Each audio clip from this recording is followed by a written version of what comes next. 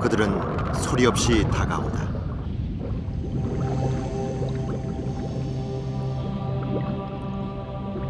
물속을 떠다니는 바다의 방랑자 해파리. 해파리는 베일에 가려진 신비의 생명체다.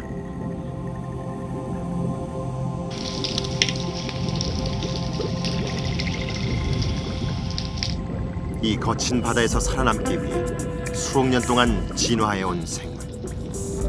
그들은 바닷속의 강력한 포식자다. 바다를 뒤덮고 있는 해파리떼의 습격. 지금 그들의 공격이 시작됐다.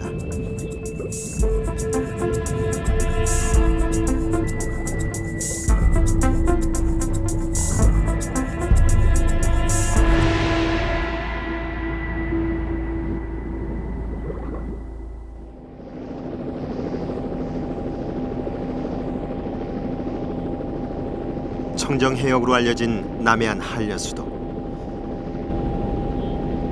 양식업에서 근해어업까지 천혜의 조건을 가진 어장이 밀집해 있다. 그러나 최근 이곳에 불청객이 찾아들고 있다. 지난 7월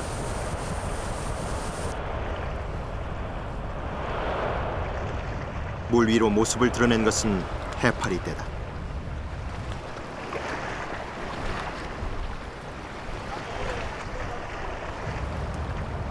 해파리가 하얗게 떼를 지어 바다를 뒤덮고 있다.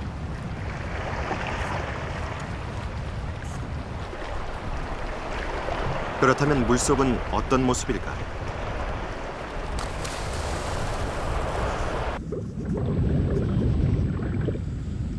물속을 가득 메운 것은 보름달 물해파리다. 해파리는 제작팀이 앞으로 나갈 수 없을 정도로 빽빽하다. 수면조차 보이지 않는다.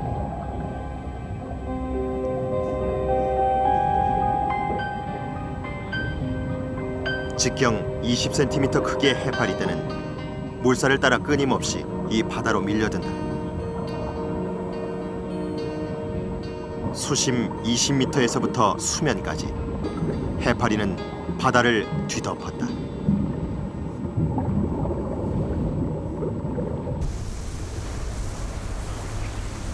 해파리떼가 출몰하면서 가장 큰 타격을 입은 곳은 어장이다. 바다 한가운데 설치한 멸치 어장. 걷어올릴 수도 없을 만큼 무거워진 그물 안은 온통 해파리다. 어민들은 지난 봄부터 해파리와 씨름 중이다. 해파리가 그물 안을 가득 메우면서 멸치는 눈에 띄게 줄었다.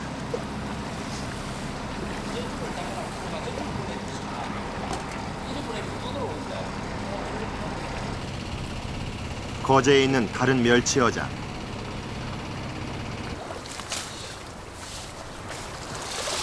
이것도 사정은 마찬가지다. 얼마간의 멸치라도 수확하기 위해 해파리를 뜰채로 퍼내보지만 그것도 여의치 않다. 해파리를 많이 드는 고기 행성이 안 되니까 사람 영화보고 다 물리고 이뭐 그런 것 때문에 경기 안 되는데 뭘 받아놓을게요. 그래서 공을 빼본다요. 연근해 어장의 대부분은 바다에 그물을 설치해 조업하는 정치방 어장이다. 이곳에 해류를 따라 해파리들이 모여든 것이다.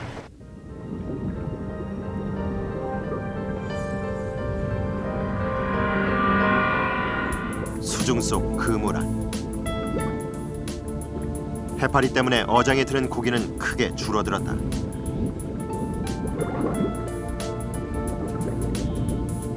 그나마 그물에 든 고기들도 해파리 때문에 몸살을 앓고 신선도가 떨어진다. 너무 많은 해파리들.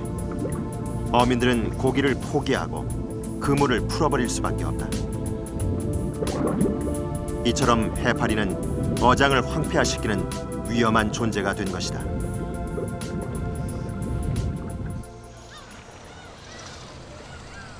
해파리가 이렇게 기승을 부리기 시작한 것은 지난 2000년 이후.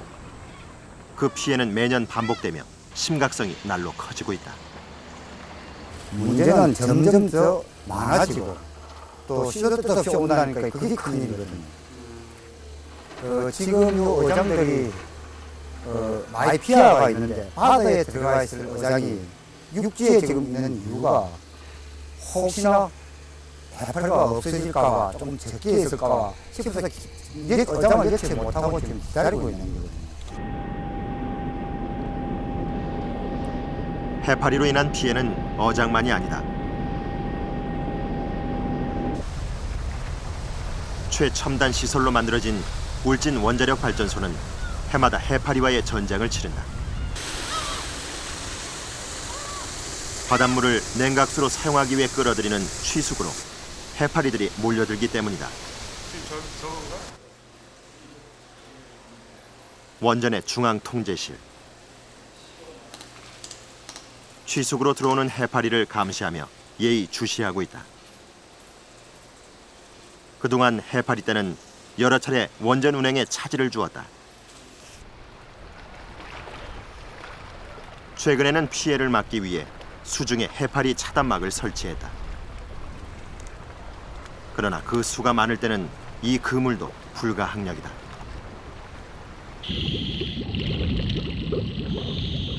지난 2003년 9월 해파리 떼는 물밀듯이 몰려들었다.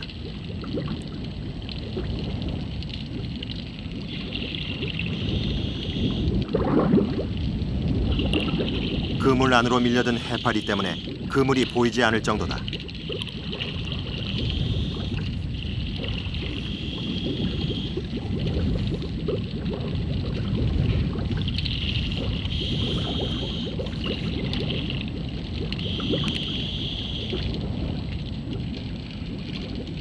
폭 6m, 길이 20m를 넘는 그물은 순식간에 해파리로 가득 찼다.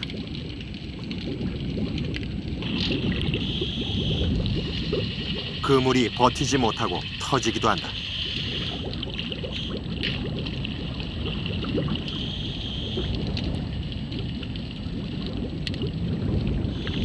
한켠엔 해파리로 가득한 그물들이 따로 쌓여 있을 정도로 그 양은 엄청나다. 소규모 양이 왔을 때는 우리가 임시로 쳐놓은 그물망 시설에 의해서 제거가 가능하기 때문에 발전소 운영에는 문제가 없는데요. 그 제거 능력을 초과하는 저희들은 한 300톤으로 보고 있습니다. 300톤 이상 그런 많은 양이 일시에 다량 왔을 때는 기존 시설로서 감당하기 어려운 부분이 있습니다.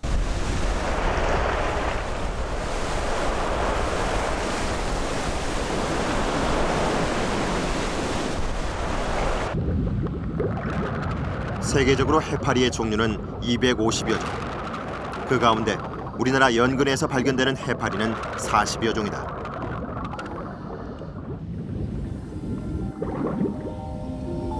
야광 원양 해파리는 야광색을 내뿜는다. 상자 모양의 모서리마다 꼬리가 달린 무희 나선 꼬리 해파리는 춤을 추는 듯하다. 해파리는 해류를 따라 이동하는 동물이다. 속이 비어서 강장동물로 분류되는 해파리는 그 이름도 모양에 따라 결정될 정도로 생김새가 다양하다.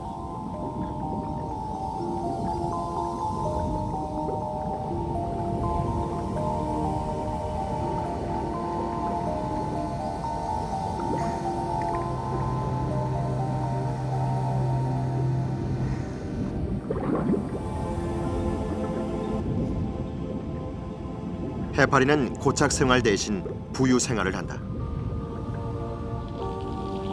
부유 생활을 통해 해양 어디든지 이동하며 먹이 사냥에 용이하도록 진화한 것이다.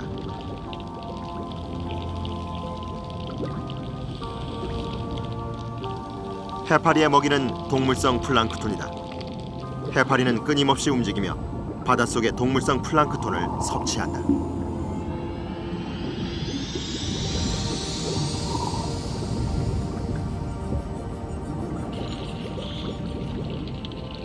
해파리의 먹이 사냥에서 가장 중요한 것은 갓에서 나온 수천 개의 촉수다. 촉수는 먹이 사냥을 하거나 적을 공격하는 데 유용하게 사용된다.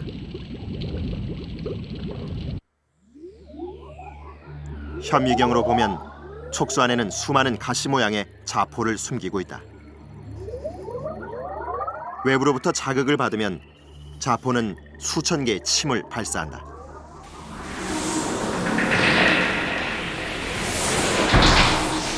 자포는 치명적인 독을 내뿜는 강력한 무기다. 자포에서 나온 독성은 상대를 꼼짝없이 마비시켜버린다.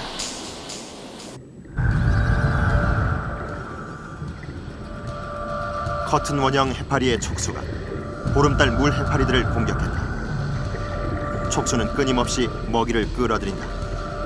한번 촉수에 걸려든 먹이는 결코 빠져나갈 수 없다.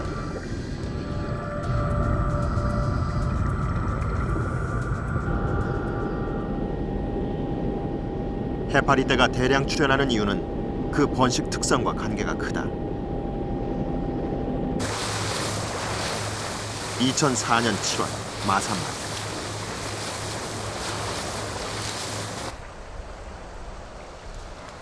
이곳에선 언제나 수면 위로 떠오른 보름달 물 해파리를 볼 수 있다.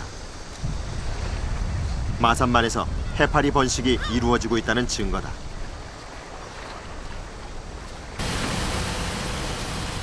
국내에서 해파리 번식 특성이 밝혀진 것은 최근이다. 제작진은 남해 수산연구소와 함께 마산만에서 해파리를 채집해 번식 과정을 조사해 보기로 했다.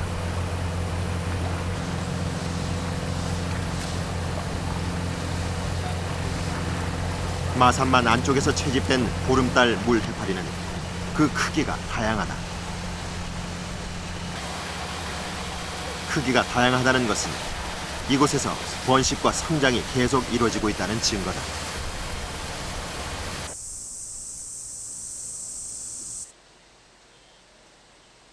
마산만에서 채집한 보름달 물 해파리의 번식을 관찰해 보기로 했다.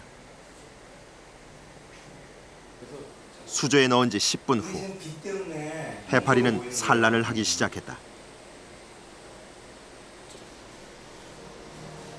암컷은 한 번에 10,000개 이상의 알을 낳는다. 수컷은 암컷이 낳은 알에 정액을 뿌려 수정시킨다.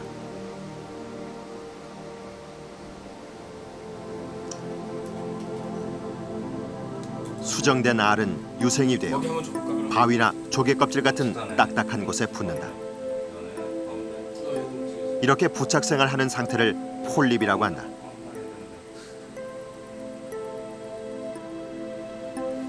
부착 생활을 하는 폴립은 성체처럼 촉수를 가진 왕성한 포식자다.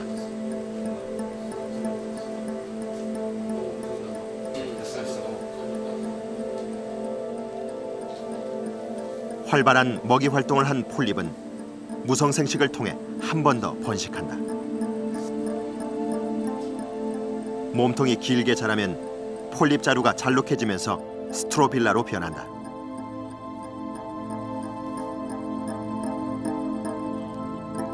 스트로빌라는 보통 10개에서 14개의 새끼 해파리를 배출한다.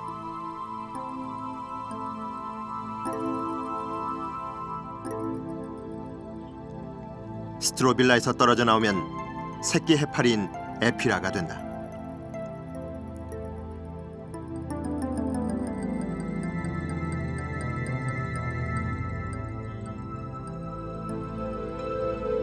해파리는 이처럼 두 차례의 번식을 통해 기하급수적으로 그 수가 증가하며 대량 출현이 이루어지는 것이다. 적은 에피라 유생이 성장을 해서 성체가 되거든요. 그럼 7, 8월에는 우리가 흔히 바닷가에서 볼 수 있는 한 15cm에서 20cm의 완전한 성체를 볼 수가 있습니다. 그때부터 얘네들이 그 죽는 한 겨울까지요. 계속 성체를 유지하는데 그 시기에는 계속 얘네들이 수정과 수정이 일어나고 그래서 수정된 에피라, 그러니까 플라놀라 유생이 계속적으로 방출된다고 봐야 됩니다.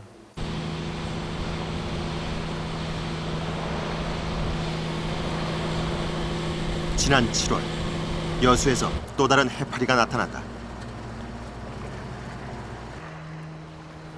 이곳에서 발견된 해파리는 보름달 물 해파리와는 비교도 안 될 만큼 큰 대형 해파리다. 직접 수중 조사를 해보기로 했다.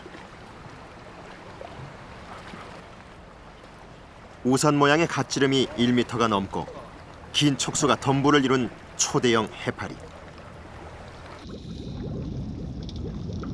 이 해파리는 아열대 바다에 사는 것으로 알려진 노무라 입깃 해파리다.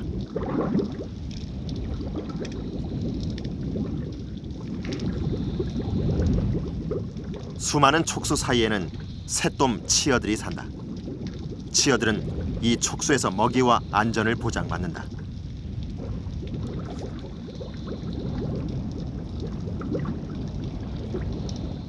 노무라 입깃 해파리가 쉴 틈 없이 동물성 플랑크톤을 빨아들이기 때문에 이곳은 먹이가 풍부할 뿐만 아니라 적으로부터 자신을 보호할 수 있는 훌륭한 은신처다.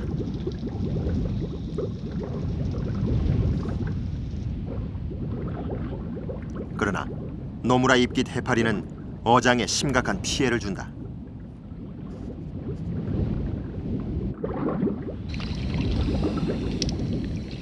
노무라 입깃 해파리가 나타나면 고기들은 대부분 자취를 감춘다. 어장의 그물 안에는 고기 대신 노무라 입깃 해파리로 가득 찼다.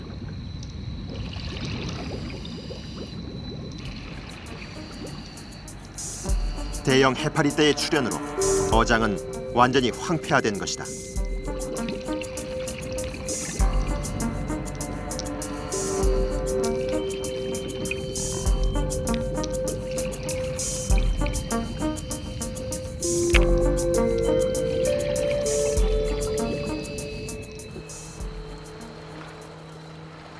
노무라 입깃 해파리가 발생하면 어미들은 그물을 들어올릴 수도 없다.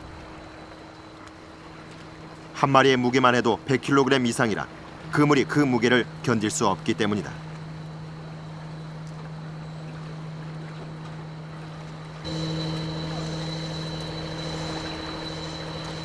할 수 없이 그물 안에 있는 해파리를 내보낼 수밖에 없다.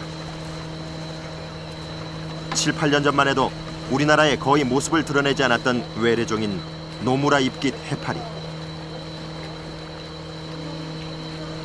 한 4, 5년 전에 한 2000년도 계속 이렇게 계속 계속 들어옵니다. 뭐 이거 연중 행사입니다.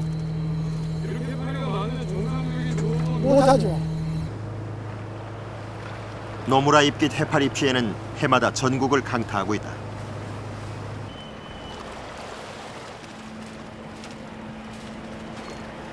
서해 어장은 물론 동해 어장까지 8월부터 시작돼 이듬해 4월까지 노무라 입깃 해파리는 기승을 부린다.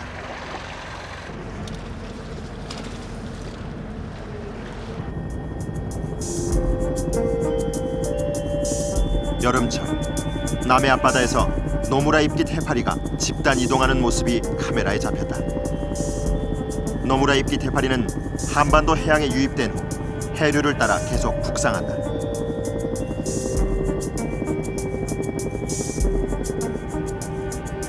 외래종으로 알려진 노무라 입깃 해파리. 이들은 과연 어디서부터 한반도를 향해 오는 것일까?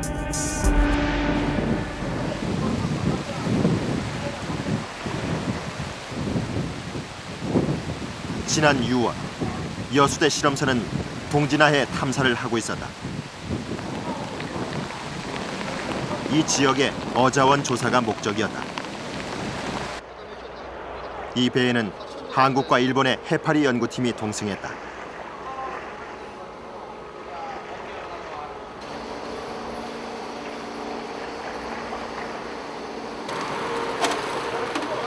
해파리 연구팀은 이 지역에서 자생하는 노무라 입깃 해파리를 조사하기 위해서다.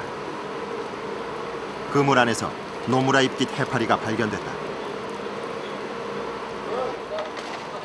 그러나 그 수는 많지 않았다.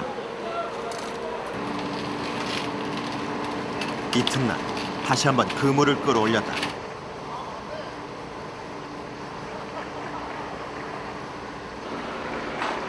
이번에는 그물 안이 온통 해파리다.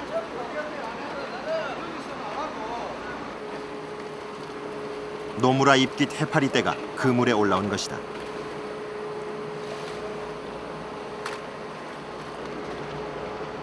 그물에 올라온 노무라 입깃 해파리는 우리나라에 유입된 성체와는 확연히 다르다.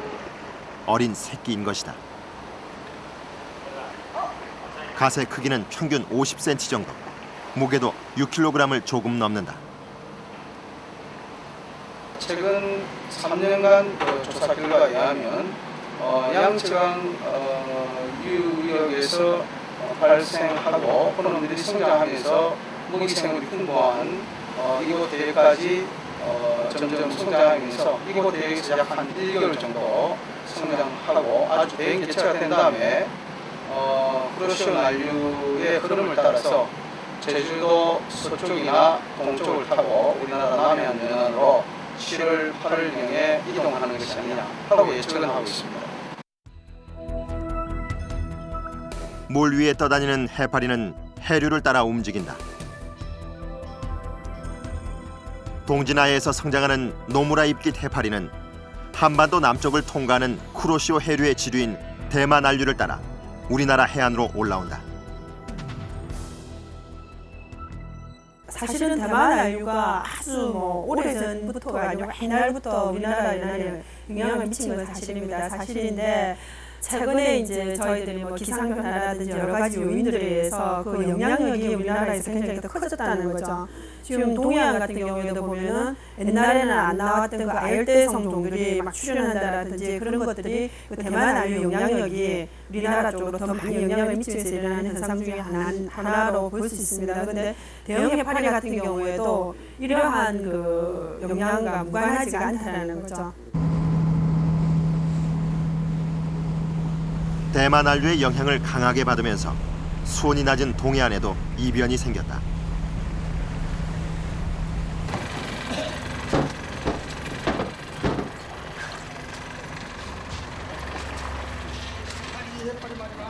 지난 2003년 대형 가오리 같은 아열대성 어종이 잡히기 시작했다. 길이 3m, 무게 300kg. 국내에서는 미기록 희귀종이다.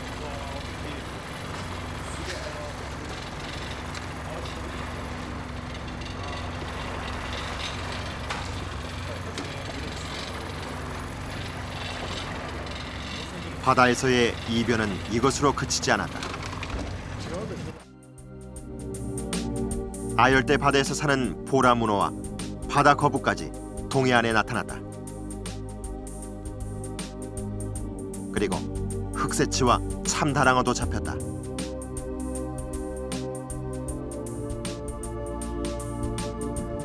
아열대성 어종 가운데 대표적인 것이 바로 노무라 입깃 해파리다.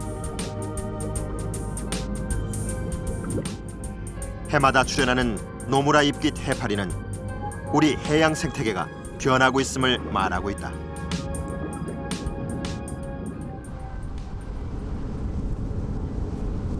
우리나라와 함께 대만 안류의 영향을 받는 일본.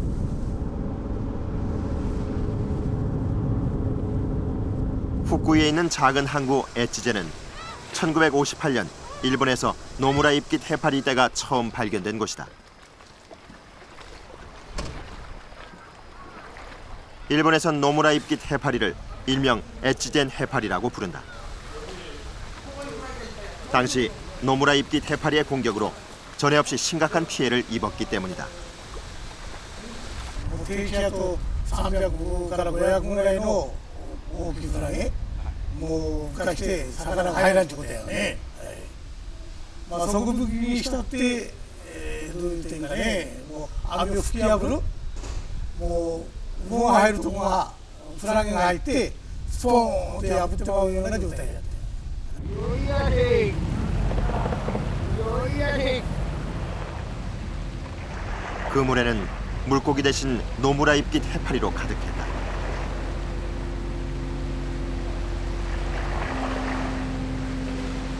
그나마 건져낸 고기들. 하지만 어획량은 형편없었다. 魚いたかって全然取れへんがな。もう振られたらダメや。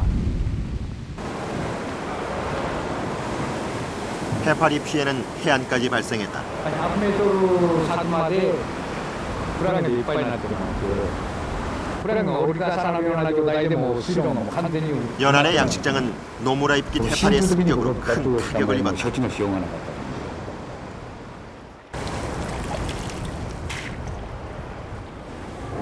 た。 양식은 더 이상 불가능했다.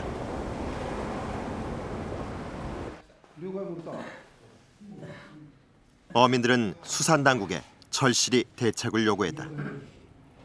これではもうとてもどうもならん今後の商売に影響したんではないか。 그러나 해파리 대량 출현으로 인한 피해는 일본 수산당국조차도 속수무책이었다.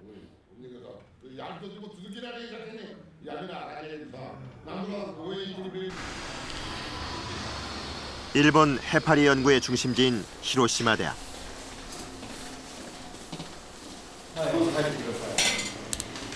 이곳에선 최근 노무라 잎깃 해파리를 인공 수정해서 번식시키는 데 성공했다.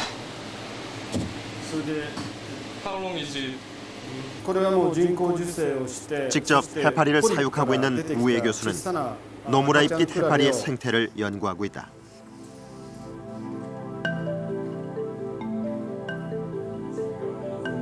폴립에서 떨어져 나온 지 2주가 지나자 노무라 잎깃 해파리는 4cm로 자랐다. 그리고 4주 만에 3배 크기로 성장했다. 6주 후 그 크기는 20cm에 달했다.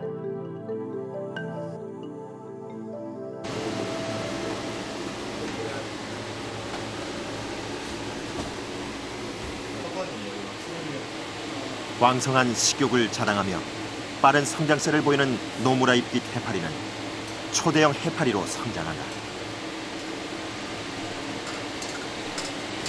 餌をこれ十分にやっていないんですけれども、例えば赤ちゃんクラが生まれた時からですね、次の日もう一晩また24時間経ってもうだいたい 1.5 倍ぐらいに大きくなってですね、多分餌を十分に与えていたならば多分1ヶ月でもう10センチ20センチぐらいにはなるんじゃないかというふうに思います。 일본에서 해마다 해파리가 대량 발생하는 히로시마만 3톤에 이곳에서 해파리가 대량 발생하는 이유를 조사하던 우에 교수는 한 가지 중요한 사실에 주목했다. 해파리가 대량 발생하는 바다와 물고기의 상관관계다. 해파리가 발생한 곳에는 물고기가 눈에 띄게 줄어든다. 이것은 해파리 때문에 나타나는 현상일까?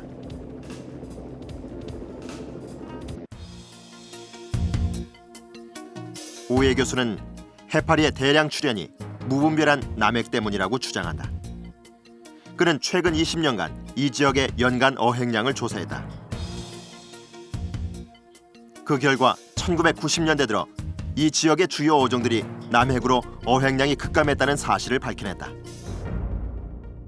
乱獲とそしてクラゲの増加というのは実はこれはタイって言いますかね、非常に密接に関連しているわけですね。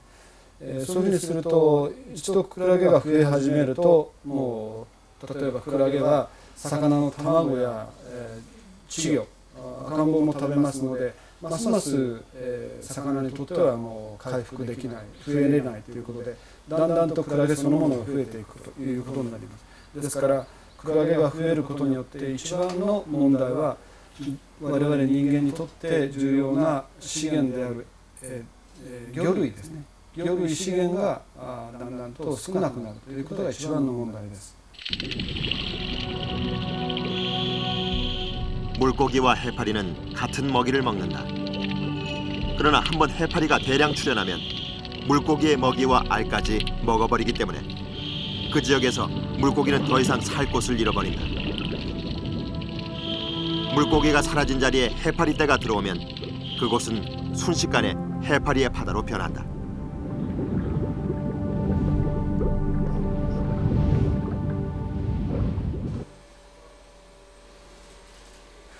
해파리의 대량 발생이 일어나는 또 다른 이유는 수온 변화에 있다. 해파리 번식에 결정적인 영향을 주는 것은 수온이다.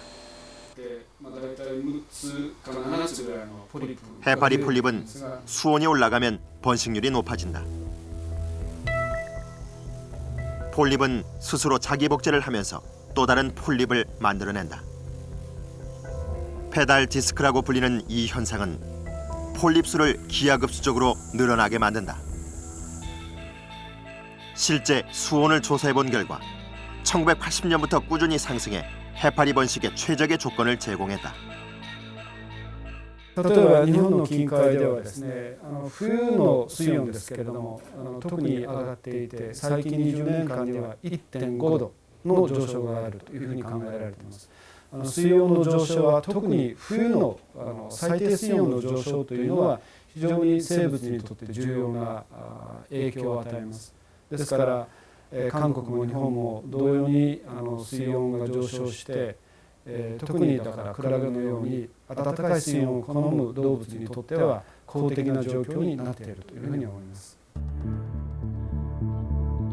해파리의 대량 발생으로 인한 피해는 세계적인 현상이다.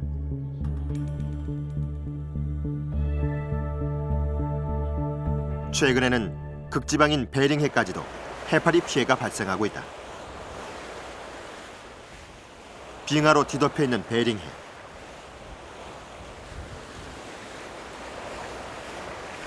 이곳에도 해파리의 공격이 시작됐다.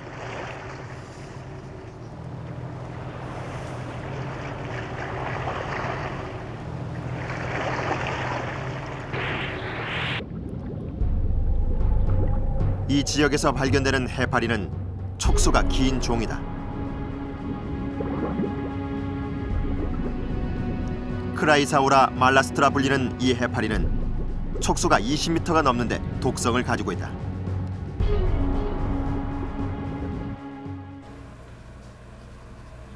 미 해양수산국에선 베링해의 해파리 대량 출현 원인을 연구하고 있다. 수년간 해파리 대량 출현 실태를 조사하고 있는 리처드 브로드 박사. 그는 베링해 지역의 해파리 규모와 피해에 주목하고 있다.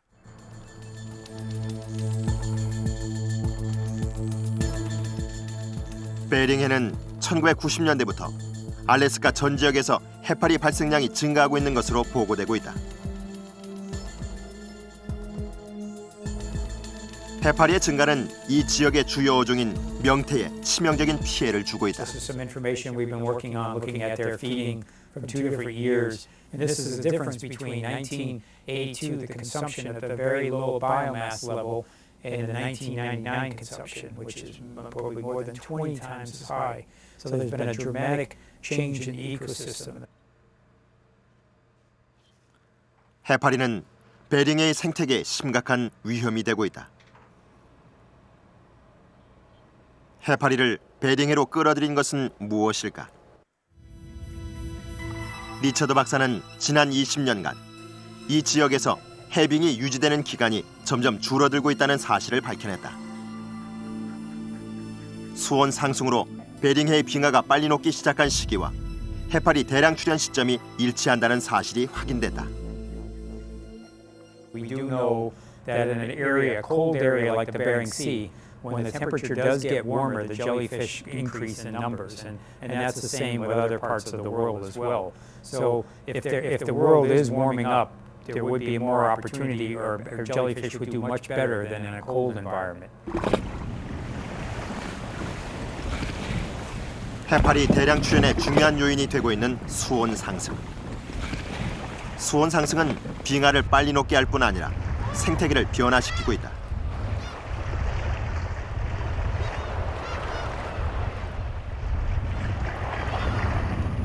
수온 상승은 전 세계적인 현상이다. 우리나라도 해수 온도의 변화가 감지되고 있다.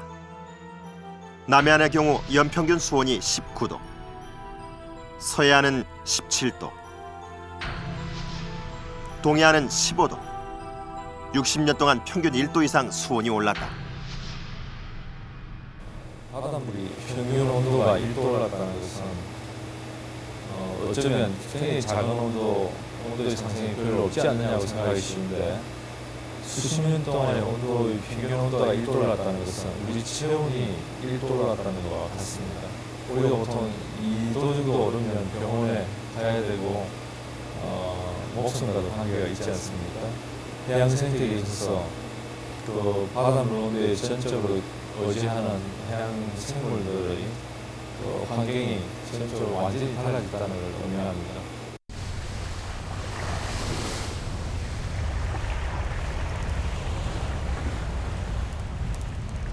한류와 난류가 만나는 동해안 왕돌초 해역은 우리나라의 대표적인 한류성 어종이 사는 곳이다. 물이 맑고 찬 곳으로 알려져 있는 왕돌초.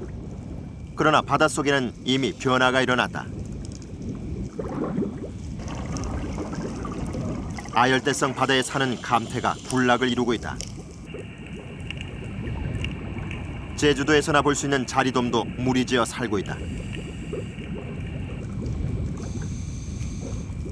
아열대성 어종인 황놀래기도 이곳에 자리를 잡았다.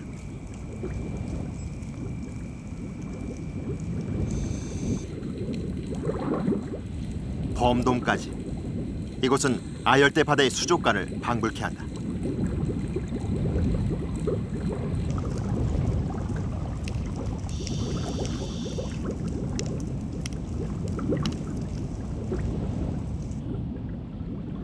인상어무리도 이곳에 떼를 지어 다닌다. 더 이상 이곳은 한류성 어종이 사는 바다가 아니다.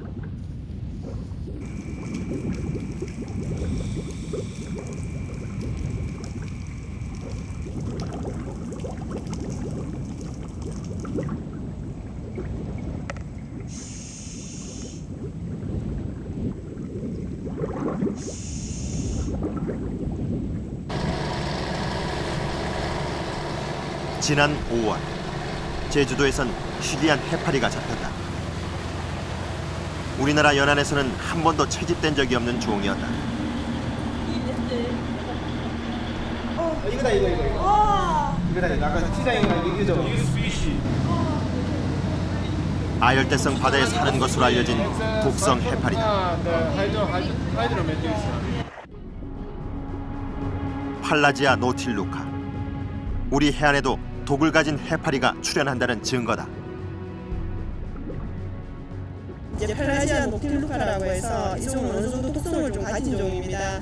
물론 치명적으로 죽이는 건 아니지만 한 10cm 정도의 어류들을 이렇게 마비시켜서 먹는 그런 종인데 그런 종들도 우리나라 양근에 수출하고 있다라고 밝힌 거는 아주 괜찮은 성과였다고 생각을 합니다. 최근 출현하는 아열대성 해파리는 사람에게도 피해를 입힌다. 해파리의 촉수에 쏘여 피부가 부어오르고 마비가 생기는 등 해파리 피해가 늘고 있다. 수온 상승으로 인한 해파리의 대량 출현. 이들의 대량 출현을 부추기는 또 다른 원인은 없는 것일까?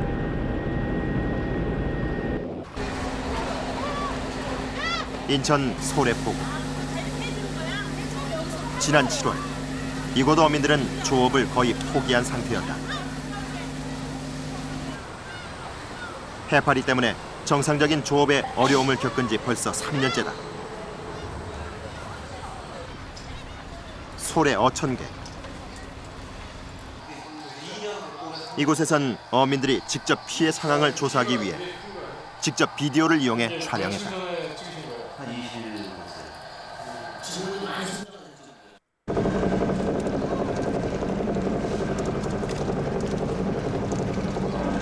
이렇게 촬영을 하면서 어민들은 한 가지 특이한 사실을 알게 됐다.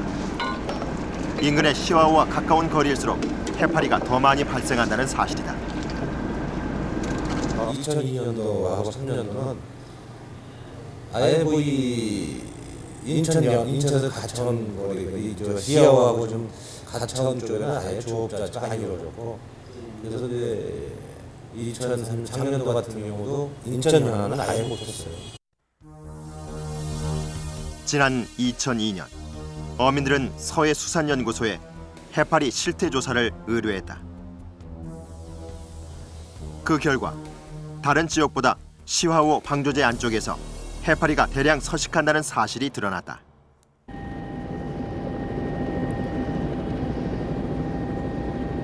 시화호는 방조제가 건설된 이후 지난 2000년부터 해파리가 대량 발생하고 있다. 시화호 내측에 설치된 그물 안은 해파리로 가득 찼다.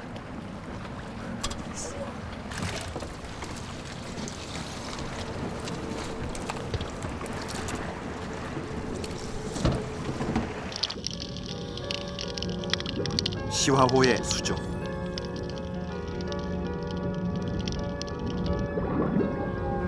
보름달 물 해파리가 유영하듯 떠다니며 물속을 점령하고 있다. 보름달 물 해파리가 이 지역에서 대량 발생하는 원인은 무엇일까?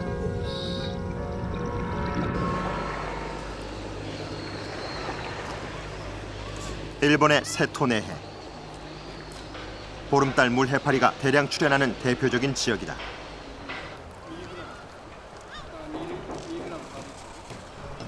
히로시마 대학 우에 교수는 해파리 대량 발생의 중요한 요인을 해안 구조물에서 찾고 있다. 항구에 있는 인위적인 설치물들. 특히 부표는 표면이 거칠어서 부착성 생물들에게 좋은 서식지다. 우에 교수는 이 부표에서 해파리 폴립을 찾아냈다. 부표의 물에 닿는 부분은 해파리 폴립이 붙기 좋은 여건을 가지고 있어 항상 폴립이 발견된다. 뿐만 아니라 콘크리트로 만든 해안 방조제도 표면이 딱딱해서 폴립이 붙기 좋은 환경을 제공한다. ポリプは影を好むという性質を持っています。ですから暗いところはポリプがよく付着するところです。そして、ポリプの、捕食者がですね、直立護岸や浮桟橋の下であるならば捕食者が来ないということで生存が高い、ポリプが死なないということもあると思います。 해안에 인위적인 구조물이 늘어나면서 해파리는 계속 증가하고 있다. 각종 부착 생물들 속에는 해파리 폴립이 함께 자라고 있다. 천연 해안이 콘크리트 방조제나 호안으로 바뀌면서 해파리는 기하급수적으로 증가할 수 있는 최적의 여건을 갖춘 셈이다.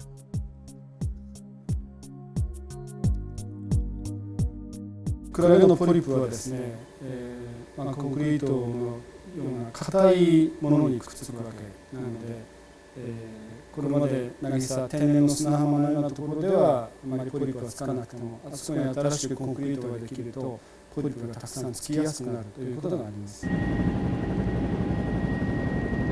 바다를 막아 인위적으로 만든 시화호.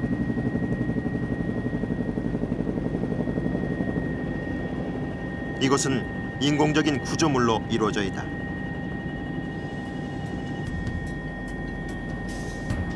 콘크리트로 만든 방조제를 비롯해서 시화호를 가르는 철탑의 하부 구조물. 수중의 콘크리트 구조물 표면은 해파리 폴립이 살기 좋은 환경을 제공한다.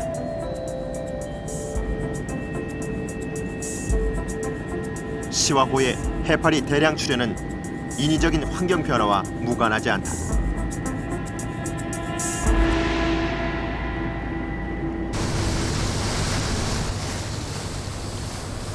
보름달 물 해파리가 사라지는 9월. 그러나 마산만에선 보름달 물 해파리가 여전히 살아있다. 오염으로 몸살을 앓고 있는 마산만에서 해파리는 어떻게 살아남을 수 있었을까?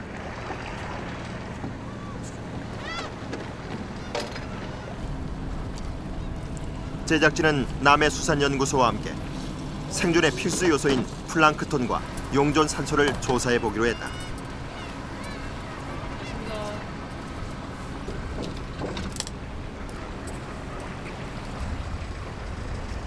조사 지역 4군데 중 한 곳에선 마산만의 오염을 보여주는 심각한 수치가 나왔다. 수심 16m에서 산소가 거의 없는 빈 산소층이 발견된 것이다. 이 정도면 저층에서는 거의 생물들이 거의 살 수가 없는 정도라고 봐도 괜찮을 거예요. 그래서 보통 그 하이포시아라 그래서 무산소 상태는 한 2ppm 이하를 이야기하거든요. 지금 그 2ppm 이하가 지금 거의 산소가 없다는. 그렇죠. 예, 많이 고갈되는 상태라서 생물이 살기 힘든 상태라고 봐요. 조사 결과 마산만은 2월부터 8월로 가면서 용존 산소량이 급격히 떨어졌다. 해파리가 또 상당히 잘 번식하는 시기가 7, 8월이고 그때 빈산소층이 형성되고 이런 것들이 해파리가 다른 생물보다 좀 잘 그 환경에서 견딜 수 있는 그런 그 어떤 요인을 갖고 있기 때문에 그 지역에서 이제 그런 환경이 악화되고 나빠지는 상황에서 어류들은 도망갈 수 있지만 해파리는 그 지역에서 잘 견디고 또한 그 잘 번성하는 시기이기 때문에 그 지역에 우점종으로 출현할 수가 있을 거라고 봅니다. 용존 산소가 물고기와 해파리에 어떤 영향을 미치는지 직접 실험해 보기로 했다. 수조의 뚜껑을 닫고 산소 유입을 차단한 후 물고기와 해파리의 반응을 지켜보기로 했다.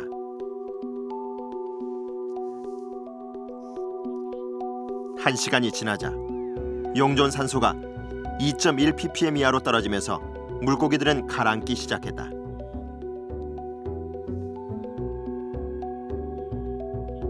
두 시간 반이 경과하자 물고기는 심한 호흡곤란 현상을 보였다.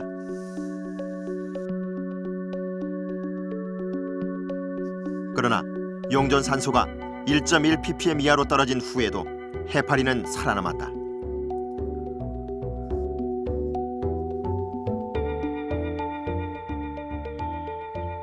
플랑크톤 조사에선 어류의 먹이인 동물성 플랑크톤에 비해 식물성 플랑크톤이 상대적으로 증가하는 것으로 나타났다. 동물 플랑크톤은 또 식물 플랑크톤을 조절할 수 있는 요인 중에 하나인데 동물 플랑크톤이 해파리에서 많이 소식돼서 없어지니까 식물 플랑크톤을 조절할 수 있는 동물 플랑크톤이 없어져서 오히려 이 마산만의 식물 플랑크톤이 또 일시적으로 잘 성장할 수 있는 그런 환경을 또 해파리가 간접적으로 만들어주는 그런 동기를 부여할 수가 있습니다. 마산만 같은 오염 지역의 경우 질소와 인이 많아서 식물성 플랑크톤이 번성한다. 따라서 식물성 플랑크톤을 먹이로 하는 동물성 플랑크톤도 증가한다. 그러나 이런 동물성 플랑크톤은 그 크기가 너무 작아 큰 어류의 먹이로는 적합하지 않다. 따라서 어류들은 이곳을 떠나고 그 자리를 해파리들이 메우기 시작한다.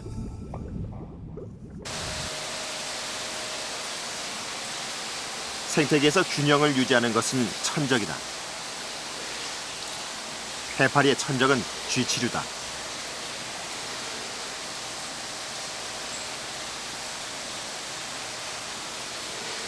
말쥐치는 해파리를 발견하자마자 공격해서 단숨에 해치운다.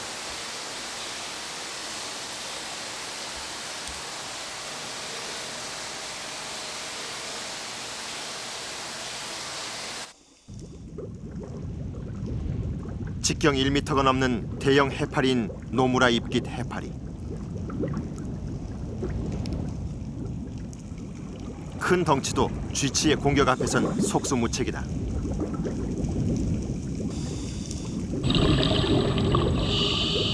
원래 쥐치는 우리나라 남해안을 중심으로 흔한 어종이었다.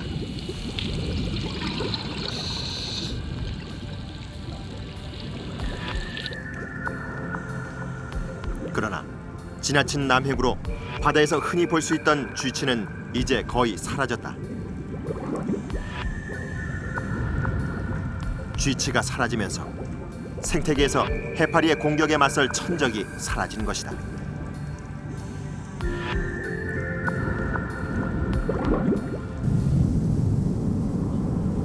최근 일본은 해파리 피해를 줄이기 위한 자구책 마련에 부심하고 있다. 일본 바다 환경을 연구하는 해구수산연구소. 이곳에선 최근 정확한 해파리 이동 경로를 조사하는 실험에 착수했다.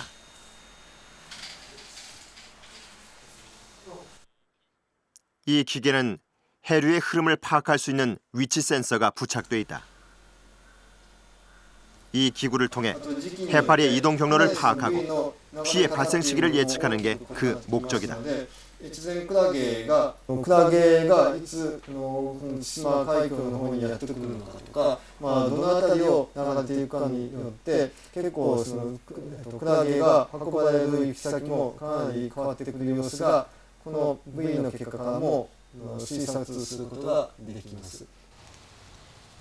한편 해파리의 행동을 연구하는 움직임도 활발하다. 이 실험은 해파리 모형의 센서를 부착하고 해파리의 생태를 최대한 알아내기 위한 것이다. 센서는 해파리가 좋아하는 수심과 여건을 감지해내도록 설계됐다.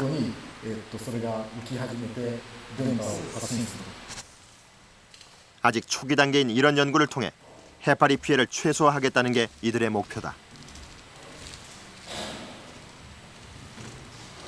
クラゲが遊泳する水深をまず知ることができます。その水深が1日の時間帯によってどのように変化するかということが分かります。そういったことを知ることによって、例えば朝は、漁具を表面の方に仕掛ければそこではクラゲがかからなくて魚だけが取れるといった取り分けの方法が、考えられることになります。 우리나라에서도 최근 해파리 피해를 줄이기 위한 다양한 연구가 이루어지고 있다. 지난 7월 여수 앞바다. 여수대 수산공학과 팀은 노무라 입깁 해파리 채집에 나섰다. 해파리의 초음파 반사 강도를 찾아내는 실험을 위해서다.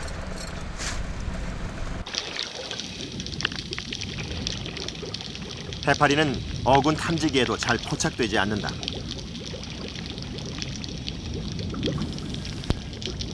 따라서 해파리 떼를 감지할 수 있는 방법을 찾아내는 일이 급선무다. 실험을 위해 여수대 수산공학과 팀은 수중에서 무게 100kg가 넘는 노무라 입깃 해파리를 살아있는 채로 채집한다.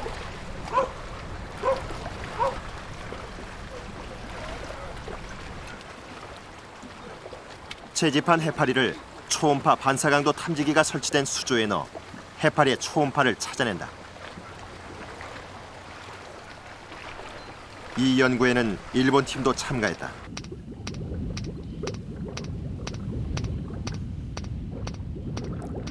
기초 실험을 통해 알아낸 결과 주파수 대별로 어류와 해파리의 반사 강도가 다르게 나타났다.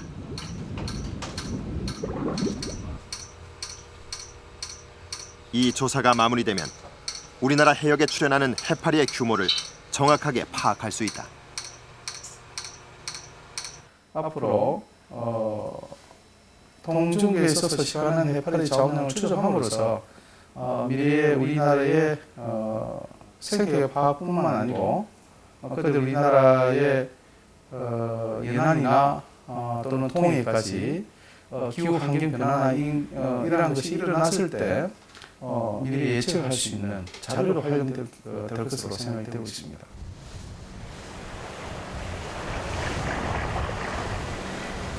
(2004년 10월) 인천 덕적도 해역은 지난 7월 국내에 상륙한 노무라 입깃 해파리 떼의 북상으로 몸살을 앓고 있다.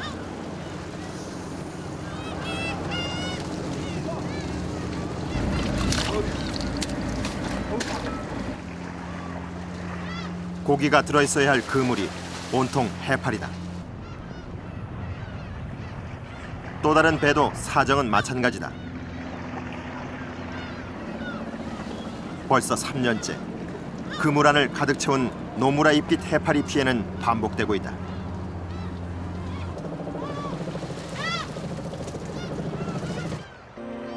그물을 가득 메운 해파리 떼. 더 이상 우리 바다에서 해파리 떼로부터 안전한 지역은 없다.